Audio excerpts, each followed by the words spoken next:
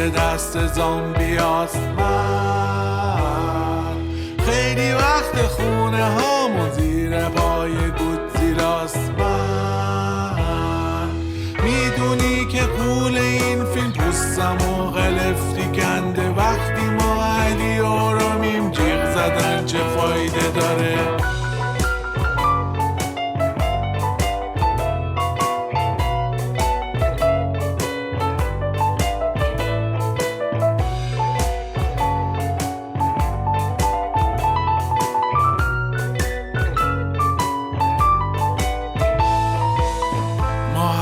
بازیگرای یه سکانس بی کلامیم، تیزی داس کشاور صاحبش رو کش. وقتی کمر گندم و خم بود مزرعه چطور نفهمید که مترسک با کلاغا دستشون تو دست هم بود.